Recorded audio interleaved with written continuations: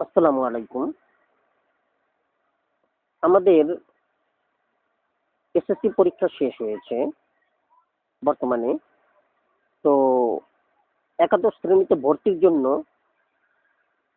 খুব চেষ্টা চলছে। ছাত্রছাত্রীরা সবাই চেষ্টা করতেছে যে একাদশ শ্রেণীতে ভর্তি হবে। তো একাদশ শ্রেণীতে ভর্তির ব্যাপারটা হচ্ছে এরকম যে এখানে কোনো ভর্তি পরীক্ষা দিতে হয় না। তবে ভর্তি হবার জন্য কলেজে মিনিস্ট্রি অফ এডুকেশন থেকে একটা ওয়েবসাইট আছে। সেই ওয়েবসাইটের মাধ্যমে ছাত্রছাত্রীদেরকে সব তথ্য জেনে নিতে পারে এবং সেখানেই অনলাইন অ্যাপ্লিকেশনের ব্যবস্থা আছে, অর্থাৎ অনলাইন অ্যাপ্লাই করতে হয়, সেইভাবেই তারা ভর্তি হয়। তো আমি সেই ওয়েব অ্যাড্রেসটিতে ঢুকবো। তো ওয়েব অ্যাড্রেসটি দেওয়া হয়েছে এই যে XI, অর্থাৎ একাদশ ক্লাস admission.gov.bd। এই ওয়েবসাইটে আসার পরে এই হচ্ছে মেইন ওয়েবসাইটটা, সরকার কর্তৃক এইচএসসি অ্যাডমিশন 2024, এইচএসসি অ্যাডমিশন 2024। আচ্ছা, আমরা একটু এই ওয়েবসাইটটাতে ঢুকি। দেখেন, এই সেই ওয়েবসাইট, মিনিস্ট্রি অফ এডুকেশন। এখানে দেওয়া আছে উপরে হেডলাইনে ঢাকা, রাজশাহী, কুমিল্লা, যশোর, বরিশাল, দিনাজপুর, সিলেট, চিটাগাং, বাংলাদেশ মাদ্রাসা অ্যান্ড টেকনিক্যাল এডুকেশন বোর্ড। এই যে একটু নিচে গেলেই দেখা যায় যে একাদশ শ্রেণীর ভর্তির আবেদনটি নোটিশ এখানে প্রকাশ করা হয়েছে। অর্থাৎ যা যা তথ্য এখান থেকে তারা নিতে পারবে, যেগুলো সুন্দরভাবে বাংলায় লেখা আছে তা বুঝতে পারবে। আমার যেটা জানার ইচ্ছে,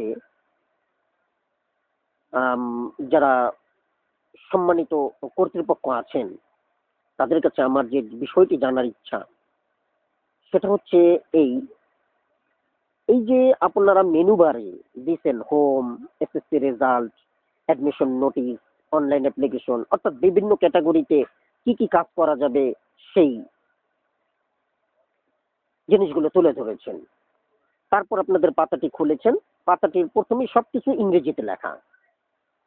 এখানে নিচে আপনারা যে বিবরণটা দিয়েছেন যে একাদশ class 11 class admission system 2024-2025, HSC admission 2024। আচ্ছা, যে মেইন কথাগুলো আসলে আপনারা এখানে দিয়েছেন যে 11 class admission government BD circular, online result for session 2024/2025. Therefore, many students and concerned people are searching that website. HSC admission information especially HSC admission circular.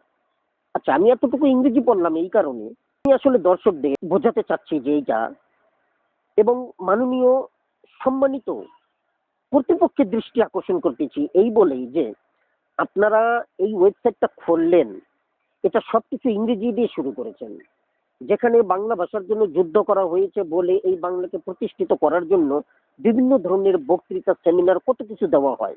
অথচ ministry of education থেকে এই প্রথমেই সবকিছু ইংরেজিতে আপনারা প্রকাশ করলেন।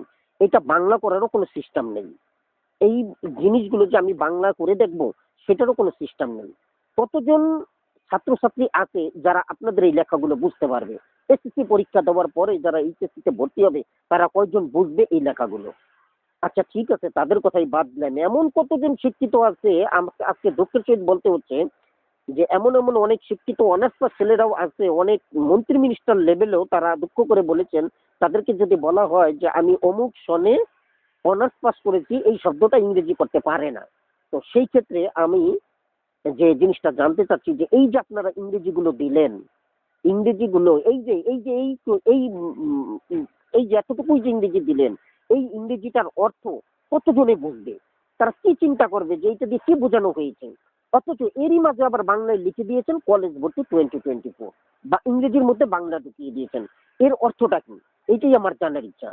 যদি আমি এখানে একটা উইকিপিডিয়াতে যাই, যেমন আমি দেখাচ্ছি যে একটা উইকিপিডিয়াতে যাই, হজরত মোহাম্মদ হজরত মোহাম্মদের একটা উইকিপিডিয়াতে যাচ্ছি। এই যে দেখুন এখানে লেখা আছে, বাংলায় লেখা আছে মোহাম্মদ সাল্লাল্লাহু আলাইহি সাল্লাম উইকিপিডিয়া। আমরা উইকিপিডিয়াতে গেলাম, ঢুকলাম। উইকিপিডিয়াতে আসার পরে কি হলো, এখানে সম্পূর্ণ বাংলায় আসলো। দেখেন একটা উইকিপিডিয়া বাংলায় এসেছে, না আমি ধরে নিলাম এটা বাংলা না, এটা ইংরেজিতেই আসছে।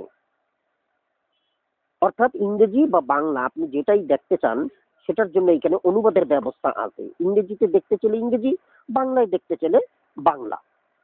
আপনি যেটাতে দেখতে চান এইখানে সেটা আপনি দেখতে পারতেছেন। অর্থাৎ আমি ইংরেজি আসছে, আমি ইংরেজি বুঝি না, তাহলে একটু বাংলায় পড়ি।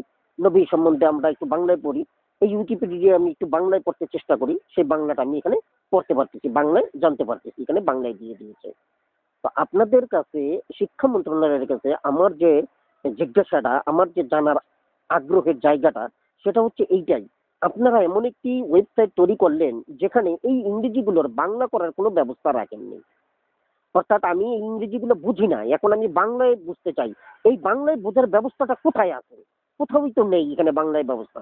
আর এই ইংরেজিটা দেওয়ারই বা দরকার কি? ধরে নিলাম এটার দরকার আছে, হয়তো আমি জানি না, আপনারা জানেন অনেক উচ্চ লেভেলে এটা দরকার থাকতে পারে। আচ্ছা, বা এমন কোনো কাজের জন্য দরকার থাকতেই পারে। তাহলে এটার বাংলার কেন ব্যবস্থা করলেন না? এটার বাংলা কেন নাই? এটার বাংলা থাকাটা কি আসলেই খুব জরুরি ছিল না? তারপরে আপনারা শুরু করেছেন এই যে তারপরেও ইংরেজি। তারপরে যখন ভর্তির ব্যাপারটা আসছে সেগুলো আপনারা নিয়ম নির্দেশিকা বা ইত্যাদিগুলো সব বাংলায় লিখেছেন। এই যে সব বাংলায় লিখেছেন। কিন্তু বাকি সব আপনারা কি করেছেন? উপরের দিকে যে তথ্যগুলো যা দেওয়ার, যেটা দিয়ে বুঝবে, সেইগুলাই মূলত আপনারা ইংরেজিতে করে রেখেছেন। এই যে এখানে এসেও দেখেন যে সেই ইংরেজির ব্যাপারটা, অর্থাৎ নিচে যান সেখানে আবেদনের যে এই কথাগুলো আছে, how to recover user ID or password, how to pay payment via SMS etcetera etcetera, যাই হোক এগুলো আছে, এগুলো বাংলায় দিয়েছে, এখন এটা ইংরেজিতে দিয়েছে, ধরে নিলাম, আমি মেনে নিলাম। কিন্তু আমার যেটা জানার জিজ্ঞাসা সেটা হচ্ছে এইখানে যে উপরের দিকে এই ইংরেজিগুলোর দরকার কি ছিল? যদি দরকার থেকেই থাকে তাহলে কি একটু বাংলা করা যেত না? সম্মানিত কর্তৃপক্ষের দৃষ্টি আকর্ষণ করছি, ব্যাপারটা একটু ভেবে দেখবেন।